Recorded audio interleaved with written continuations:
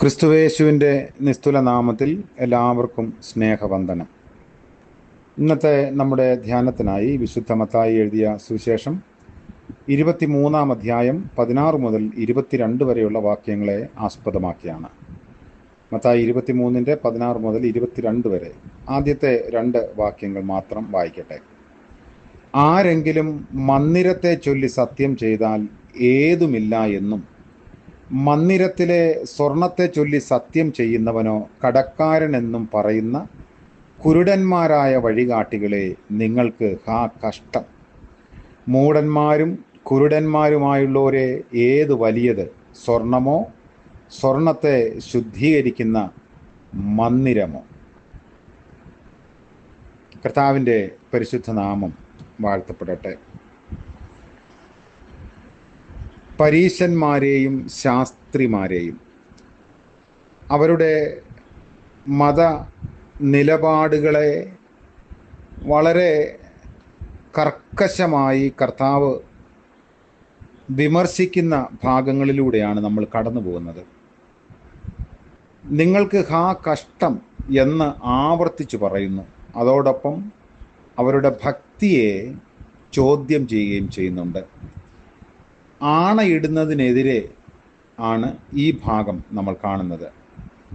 എല്ലാ വ്രതങ്ങളും ദൈവവുമായി ബന്ധപ്പെട്ടതായതുകൊണ്ട് ആണയിടുകയേ അരുത് എന്ന ഗിരിപ്രഭാഷണത്തിലെ തത്വമാണ് യേശു ഇവിടെ മുന്നോട്ട് വയ്ക്കുന്നത്. നിയമത്തിൻ്റെ നൂലാമാലകളിൽ മനുഷ്യനെ തളച്ചിടുന്ന യഹൂദ ചിന്താഗതിയെ യേശു ശക്തമായി അപലപിക്കുന്നു. നിയമത്തിലെ ചെറിയ പഴുതുകൾ കണ്ടുപിടിച്ച് നിയമം അനുസരിക്കാതെ നടക്കുന്നവരും കപടമായി ജീവിതം നയിക്കുന്നവരുമായ അന്ധരായ മാർഗദർശികളാണവർ. 99 കാര്യത്തിൽ സത്യം പറയുകയും ഒരു കാര്യത്തിൽ നുണ പറയുകയും ചെയ്യുന്നവൻ സത്യസന്ധനല്ല, നുണയനാണ് എന്ന സാമാന്യ തത്വം അംഗീകരിച്ചുകൊണ്ട് എല്ലാ കാര്യത്തിലും സത്യസന്ധത പുലർത്താൻ യേശു ആഹ്വാനം ചെയ്യുന്നു. എല്ലാ കാര്യത്തിലും സത്യസന്ധരായിരുന്നാൽ ആണയിടുന്ന പ്രശ്നമേ ഉദിക്കുന്നില്ല.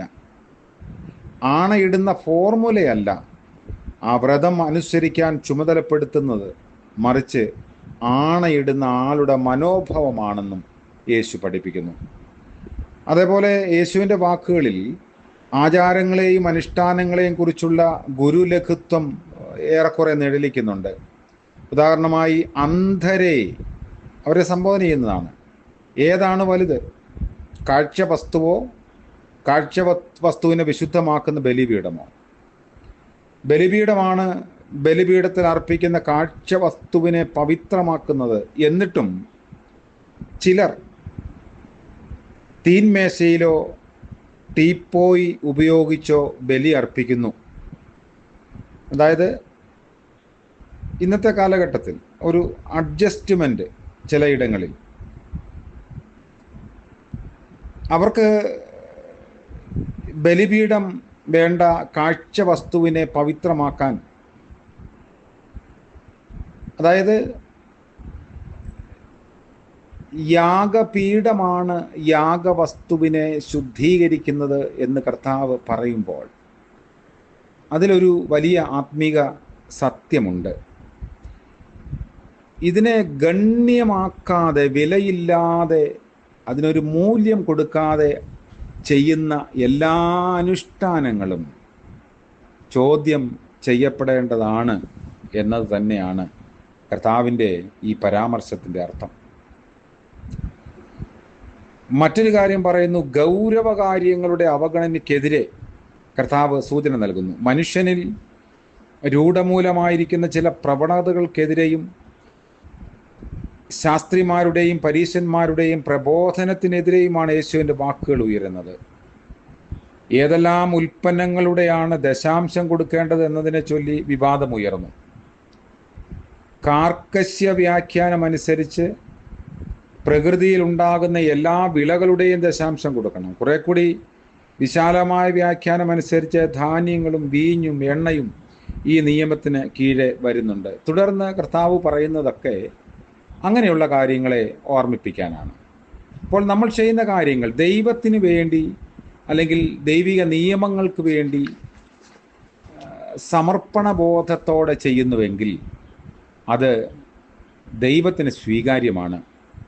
നേരെ മറിച്ച്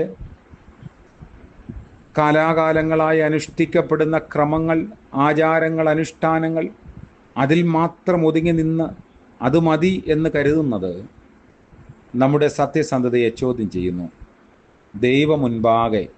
അതുകൊണ്ടാണ് പ്രവാചകന്മാരുടെയൊക്കെ പരാമർശം, ഹൃദയങ്ങളെ തൂക്കി നോക്കുന്ന ഒരു ദൈവമുണ്ട്, വസ്ത്രങ്ങളെ ഒന്നുമല്ല. നീ വസ്ത്രം കീറിക്കളഞ്ഞ് രട്ടുടുത്ത് വെണ്ണീറിൽ കിടക്കുന്നതിനേക്കാൾ ഹൃദയത്തിൻ്റെ ആ ഒരു കീറലിനെ അംഗീകരിക്കുന്ന ദൈവം മുൻപാകെയാണ് ഇതെല്ലാം ചെയ്യുന്നതെന്നുള്ള ബോധ്യത്തോടെ ഉള്ളം തകർന്നവരായി ദൈവസന്നിധിയിൽ നമ്മുടെ സമർപ്പണങ്ങളും നമ്മുടെ പ്രാർത്ഥനകളും നമ്മുടെ ആരാധനകളും ശൈലികളും വീണ്ടും ഒരു പുനർനവീകരണത്തിന് വിധേയമാക്കിയാൽ ദൈവം നമ്മളെ മാനിക്കും, സ്വർഗം സന്തോഷിക്കും. പ്രാർത്ഥിക്കാം. കരുണ നിറഞ്ഞ കർത്താവേ, പുതിയ പ്രഭാതം ഞങ്ങൾക്ക് ദാനമായി നൽകിയതോർത്ത് നന്ദിയോടെ ഞങ്ങൾ അങ്ങയെ സ്തുതിക്കുന്നു. ഇന്നത്തെ പകൽക്കാല ജീവിതത്തിൽ ദൈവം മുൻപാകെയും മനുഷ്യരുടെ മുൻപാകെയും സത്യസന്ധമായി ജീവിപ്പാൻ, വിശുദ്ധിയുള്ള ഉള്ളങ്ങളോടെ എല്ലാറ്റിനെയും കാണാൻ ഞങ്ങളെ സഹായിക്കണമേ. ഞങ്ങളുടെ ജീവിതത്തിൻ്റെ എല്ലാ ഇടങ്ങളിലും ഞങ്ങൾ ചെയ്യുന്ന ദൈവിക കാര്യങ്ങളെല്ലാം വലിയൊരു പ്രാർത്ഥനയായി, അംഗീകാരമായി കർത്താവെ അവിടുന്ന് സ്വീകരിക്കണമേ എന്ന് പ്രാർത്ഥിക്കുന്നു. ഇന്ന് പ്രഭാതം മുതൽ പ്രദോഷം വരെ ഞങ്ങൾ ഞങ്ങളുടെ നടപ്പിലും പ്രവൃത്തിയിലും വാക്കുകളിലും വിശ്വസ്തരും സത്യസന്ധരുമായിരിക്കാൻ ദൈവത്തിൻ്റെയും മനുഷ്യൻ്റെയും മുൻപാകെ ഞങ്ങളെ നിർത്തിക്കൊള്ളണമേ. യേശു മിശിഹായുടെ നാമത്തിൽ പ്രാർത്ഥിക്കുന്നു. കൃപയോടെ കേൾക്കുമാറാകണമേ. ആമേൻ. സകല ബുദ്ധിയെയും കവിയുന്ന ദൈവത്തിൻ്റെ കൃപയും അനുഗ്രഹവും നമ്മോടുകൂടെ ഇന്നും എന്നേക്കും ഉണ്ടായിരിക്കുമാറാകട്ടെ. ആമേൻ.